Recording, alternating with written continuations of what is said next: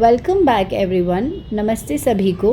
आज पातंजल योग सूत्र में हम डे 25 पर जो हमने 5वां सूत्र समझा था उसे ठीक से समझेंगे। उसमें थोड़ी सी त्रुटि हुई है।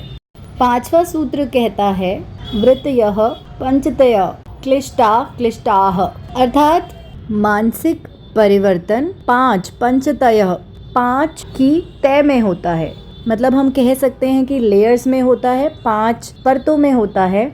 और यह जो 5 मानसिक परिवर्तन की तय है वह आत्मा को कष्ट देने वाली भी हो सकती है और आत्मा को कष्ट नहीं भी देने वाली हो सकती है।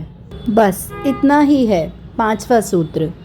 अब 6ठा सूत्र इसके बाद शुरू होता है जो कहता है प्रमाण विपर्यय विकल्प निद्रा स्मृतयः। 6ठे सूत्र में 5 वृत्तियों के नाम बतलाए गए हैं जो हैं प्रमाण, विपर्यय, विकल्प, निद्रा और स्मृति। बस इतना ही है 6ठा सूत्र। इन 5 वृत्तियों को समझने के लिए डिस्क्रिप्शन बॉक्स में डाली गई घटस्थ योग श्रृंखला की डे 51 की वीडियो ज़रूर देखें। चलिए अब समझते हैं कि एक इग्नोरेंट व्यक्ति, वो हम खुद भी हो सकते हैं किसी भी स्थिति में। ऐसा नहीं है कि एक व्यक्ति इग्नोरेंट होता है पूरी तरीके से। कोई व्यक्ति किसी विषय में इग्नोरेंट हो सकता है या कोई व्यक्ति किसी और विषय में इग्नोरेंट हो सकता है। इग्नोरेंट अर्थात अज्ञानी, सेल्फ अवेयर नहीं होता है या फिर किसी भी विषय को लेकर अवेयर नहीं होता है, ठीक से ज्ञान नहीं रखता है। तो एक अज्ञानी किसी भी बात को कैसे प्रसंस्करित करता है अर्थात प्रोसेस करता है, समझता है। इसमें मैं खुद का भी अनुभव जोड़ सकती हूँ कि जब मैं किसी भी विषय को लेकर ज्ञान नहीं रखती हूँ और सही ज्ञान नहीं रखती हूँ, तब मैं उस अनुभव की समझ से तो कोसों दूर होती हूँ और उस अनुभव के भावों में पूरी तरीके से लिप्त होती हूँ और समझ के सिर्फ इतने ही दायरे में बंधी होती हूँ जिसमें मैं अनुमान लगा पाती हूँ कि मुझे इससे क्या आराम मिलेगा और क्या दिक्कत हो सकती है, क्या कष्ट हो सकता है। और मेरे मन पर उस अनुभव की छाप बहुत गहरी होती है। उसमें मुझे थोड़ा सा भी, हल्का सा भी दर्द का अनुभव होता है, तब अज्ञानता के कारण वह अनुभव पूरी ज़िंदगी मेरे मन पर छाप छोड़े रहता है और मुझे हमेशा याद रहता है जैसे वो पहली बार मेरे साथ हर बार हो रहा है। परंतु आज जब मैं उन्हीं अनुभवों को लेकर ज़्यादा ज्ञान रखती हूँ, तब उस अनुभव की जो स्मृतियाँ हैं, प्रतिबिंब हैं, वह कम आते हैं। और साथ में जब जब मुझे एहसास होता है उस अनुभव से संबंधित जो ज्ञान मैंने अर्जित किया था, जो समझ मैंने जुटाई थी, जो सत्यता मैंने समझी थी, तब उस अनुभव की छाप से भी मैं तेज़ी से बाहर निकल आती हूँ और जो भी मेरा अप्रिय अनुभव हुआ होता है मैं उसे जल्दी से भूल पाती हूँ और मिलकर रह पाती हूँ। और इस ज्ञान की ही वजह से मैं खुद में स्थिर रह पाती हूँ। यह सही ज्ञान, राइट नॉलेज ही है जिसकी वजह से मैं अपने मन पर अप्रिय अनुभवों की छाप से मुक्त हो पाती हूँ सही सोच के साथ, जिसमें उन अप्रिय अनुभवों की वजह सामने वाला नहीं बल्कि मैं खुद होती हूँ।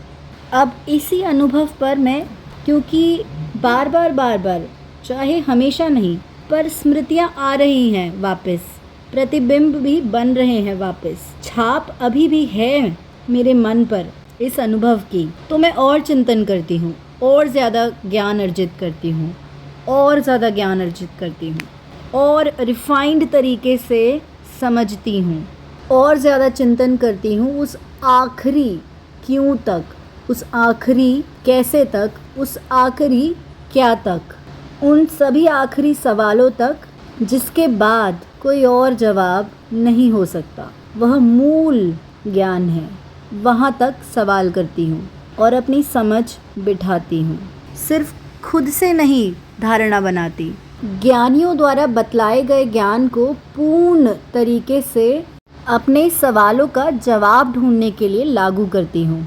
अब इस ज़्यादा ज्ञान के बाद क्या होता है, जो मेरे मन पर छाप उस अनुभव की है वह एक हवा के झोंके की तरह आकर चली जाती है और उस अनुभव से जो मुझे कष्ट की अनुभूति होती है, या मान लीजिए कोई आनंदित अनुभव में आनंद की अनुभूति होती है, दोनों ही स्थितियों में मैं अपने मूल रूप में स्थित रह पाती हूँ, सेल्फ अवेयर रह पाती हूँ, मेहनत से जुटाए आत्मज्ञान में स्थिर रह पाती हूँ।